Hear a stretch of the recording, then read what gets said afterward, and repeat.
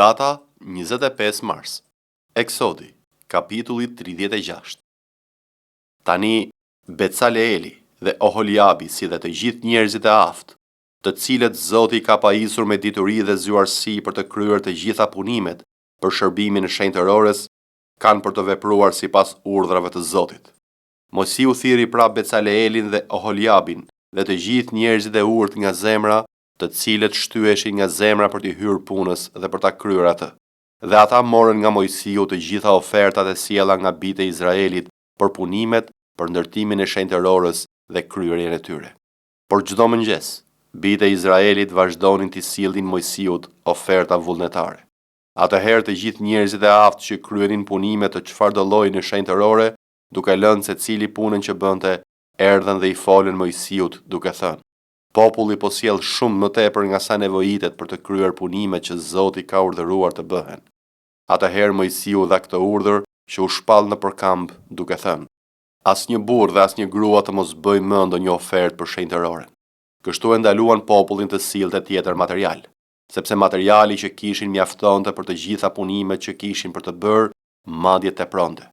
Tërë njerëzit e aftë midis atyre që punonin për ndërtimin e tabernakullit bën 10 pëlhura prej lirit të hollë të përdredhur dhe me fill ngjyrë vjollc, të purpurt dhe flak të kuqe. Ai i bëri me kerubinët të punuar artistikisht. Çdo pëlhur kishte një gjatësi dhe një gjerësi prej 4 kubitësh. Të gjitha pëlhurat kishin të njëjtën masë. Ai bashkoi 5 pëlhura dhe bashkoi gjithashtu 5 pëlhurat e tjera dhe bëri sytha ngjyrë vjollce mbi buzën e pëlhurës së jashtme të serisë së parë të pëlhurave. Bëri të njëjtën gjë në buzën e pëlhurës së jashtme të serisë së dytë. Ai bëri 50 sytha mbi pëlhurën e parë dhe bëri gjithashtu 50 sytha mbi buzën e pëlhurës së jashtme të serisë së dytë. Sythat korrespondonin njëri me tjetrin. Dhe bëri edhe 50 kapse ari dhe bashkoi pëlhurat njërin me tjetrën me anë të kapseve. Kështu tabernakulli përbënte një të tërë. Ai bëri gjithashtu pëlhura me leshin e dhive që të shërbenin si çadra mbi tabernakullin. Ai bëri 11 nga këto pëlhura. Çdo pëlhur kishte një gjatësi prej 30 kubitësh dhe një gjerësi prej 4 kubitësh. Të 11 pëlhurat kishin të njëjtën masë. Ai bashkoi 5 pëlhura nga njëra anë dhe 6 pëlhura nga ana tjetër. Bëri gjithashtu 50 sytha mbi buzën e pëlhurës së jashtme të serisë së parë të pëlhurave dhe 50 sytha mbi buzën e perdes së jashtme të serisë së dytë. Dhe bëri 50 kapse prej bronzi për të bashkuar çadrën, me qëllim që të përbënte një të tërë. Bëri gjithashtu për çadrën një mbulesë me lëkura dashi të ngjyra me të kuqe dhe mbi të një mbulesë me lëkura baldosash. Pastaj bëri për tabernakullin dërrasat prej drurit të akacies të vendosura më këmbë. Gjatësia e një dërrase ishte 10 kubit dhe gjerësia e saj 1 kubit e gjysmë. Çdo dërras kishte 2 klapa për të bashkuar njërën dërras me tjetrën. Kështu ai veproi për të gjitha dërrasat e tabernakullit. Pastaj ai bëri dërrasat për tabernakullin, 20 dërrasa për krahu njugor dhe bëri 40 baza prej argjendi në 20 dërrasat. 2 baza poshtë çdo dërrase për të 2 klapat e veta. Dhe për anën e dytë të tabernakullit, anën veriore, ai bëri 20 dërrasa. Me 40 bazat e tyre prej argjendi, 2 baza në çdo dërras. Për pjesën e pasme të tabernakullit, në drejtim të perëndimit ai bëri 6 dërrasa. Bëri gjithashtu 2 dërrasa për të 2 qoshet e pasme të tabernakullit. Këto çiftoheshin poshtë dhe ishin bashkuar lart me një unaz. Kështu veproi për të 2 dërrasat që ndodheshin në të 2 qoshet. Kishte pra 8 dërrasa me bazat e tyre prej argjendi, 16 baza, 2 baza në çdo dërras. Bëri gjithashtu disa traversa prej drurit të akacies, 5 për dërrasat e njërit krah të tabernakullit, 5 traversa për dërrasat e krahut tjetër të tabernakullit dhe 5 traversa për dërrasat e pjesës së pasme të tabernakullit në perëndim. Pastaj bëri që traversa e qendrës të kalonte në mes të dërrasave nga njëra anë në tjetrën. I veshi pastaj dërrasat me ar dhe i bëri prej ari unazat e tyre nga do të kalonin traversat dhe i veshi me ar traversat. Bëri gjithashtu velin me fill ngjyrë vjollce të purpur dhe flak të kuqe dhe me li të hollë të përdredhur me kerubinët të punuar artistikisht. Bëri për të 4 shtyllat prej drurit të akacies me gremçat e tyre prej ari dhe shkriu për shtyllat 4 baza prej argjendi. dhe bëri për hyrjen e çadrës një perde prej filli ngjyrë vjollc të purpur dhe flak të kuqe dhe prej liri të hollë të përdredhur, shkurt, puna e një qëndistari. Bëri gjithashtu 5 shtyllat e saj së bashku me gremçat e tyre, i veshi me art kapitele dhe dërrasat e tyre, por 5 bazat e tyre ishin prej bronzi. Gjoni, kapitulli 15. Unë jam hardhia e vërtet, dhe ati im është vreshtari. Çdo shërmend në mua që nuk jep fryt, ai e heq. Kurse çdo shërmend që jep fryt, ai e krasit që të jap edhe më shumë fryt. Ju tashmë jeni të pastër për shkak të fjalës që u kumtova. Qëndroni në mua dhe unë në ju. Sikurse shërmendi nuk mund të jap fryt nga vetja, po qëse nuk qëndron në hardhi, kështu as ju, nëse nuk qëndroni në mua. Unë jam hardhia. Ju jeni shërmendet. Kush qëndron në mua dhe unë në të, ai jep shumë fryt, sepse pa mua nuk mund të bëni asgjë. Në qoftë se ndokush nuk qëndron në mua, hidhet jashtë si shërmendi dhe thahet, pastaj i mbledhin dhe i hedhin në zjarr dhe digjen. Në qoftë se qëndroni në mua dhe fjalët e mia qëndrojnë në ju, kërkoni çfarë të doni dhe do t'ju bëhet. Në këtë është përlëvduar Ati im, që të jepni shumë fryt dhe të bëheni dishepujt e mi. Sikurse Ati më ka dashur mua, ashtu edhe unë ju kam dashur juve. Qëndroni në dashurinë time. Po të zbatoni urdhërimet e mia, do të qëndroni në dashurinë time, sikurse unë i kam zbatuar urdhërimet e Atit tim dhe qëndroj në dashurinë e tij. Këto gjëra ju a kam thënë që gëzimi im të qëndroj në ju dhe gëzimi juaj të jeti plot. Ky është urdhërimi im, që ta doni njëri tjetrin ashtu si unë ju kam dashur juve. Askur s'ka dashuri më të madhe se kjo, që të jap dikush jetën e vet për miqtë e tij. Ju jeni miqtë e mi, nëse bëni çfarëdo që unë t'ju urdhëroj. Unë nuk ju quaj më shërbëtor, sepse shërbëtori nuk e di ç'bëni Zoti, por unë ju kam quajtur miq, sepse ju bëra të njihni të gjitha sa dëgjova nga Ati im. Nuk më keni zgjedhur ju mua, por unë ju kam zgjedhur ju, dhe ju caktova të shkoni dhe të jepni fryt dhe fryti juaj të qëndroj, që çfarëdo që t'i kërkoni Atit në emrin tim, ai t'ju a jap.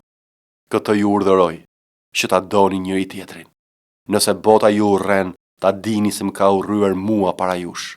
Po të ishit nga bota, bota do të donte të vetët, por sepse nuk jeni nga bota, por unë ju zodha nga bota, prandaj bota ju urren.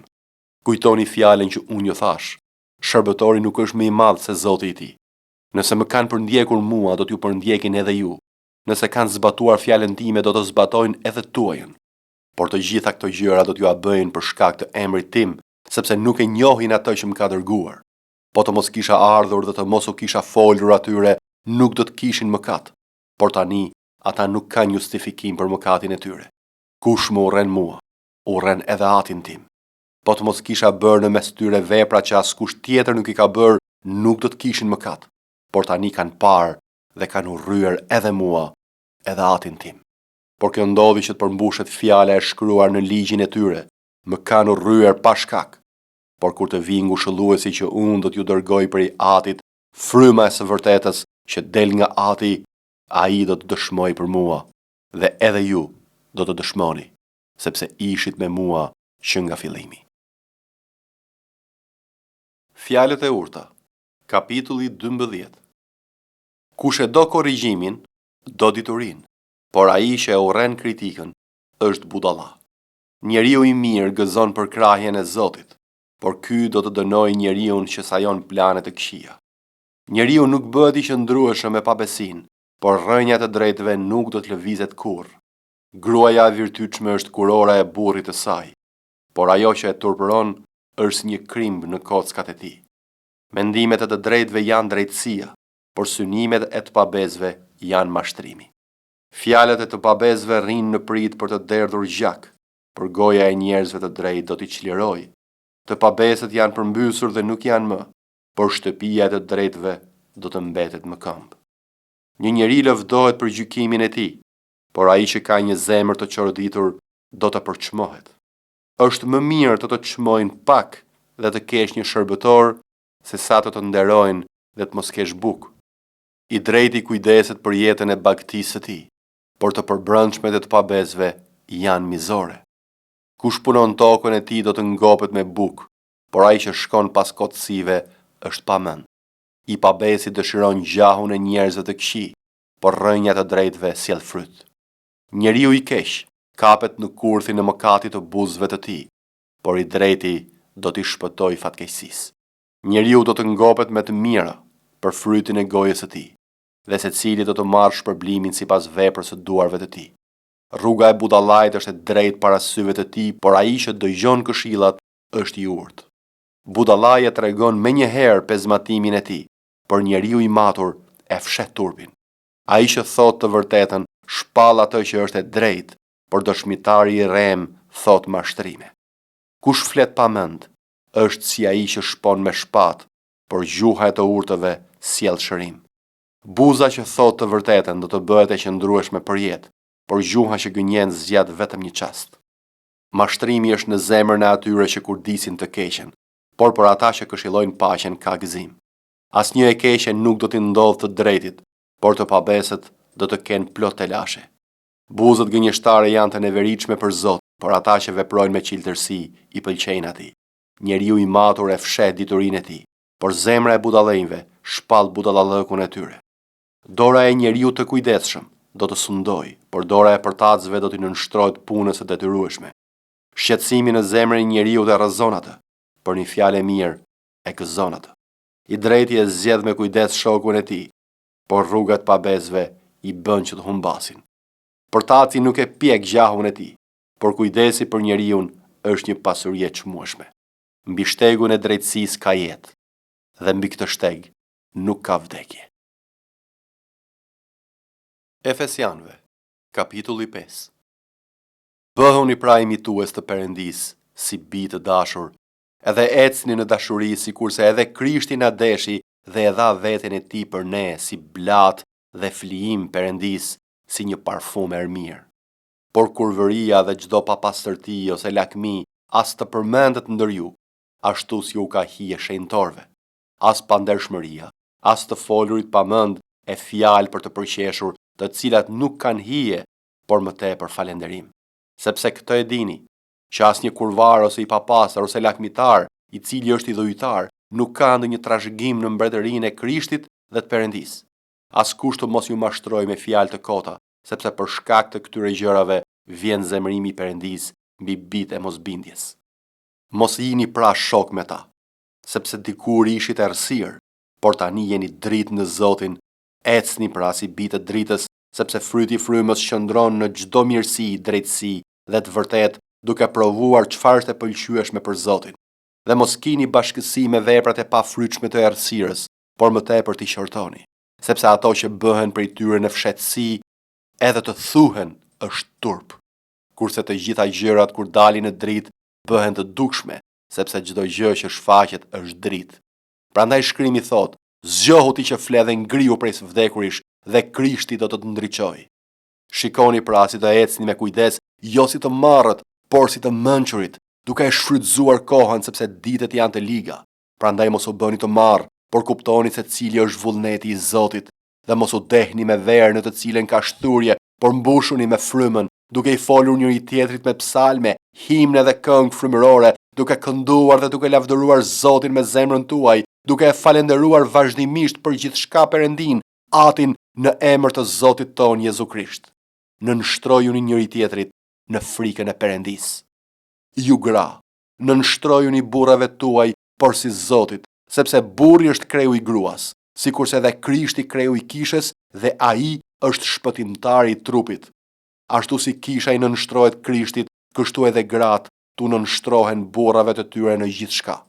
Ju burra, duajni gratë tuaja sikurse edhe Krishti deshi kishën dhe dha veten e tij për të, që ta shenjtëroi pasi e pastroi me larin e ujit me anë të fjalës, që ta paraqes atë përpara vetes së tij si një kishë të lavdishme, pa njolla rrudha, ndonjë gjë të tillë, por që të jetë e shenjtë dhe e paqërtueshme. Kështu burrat duhet i duan gratë e tyre si trupat e tyre.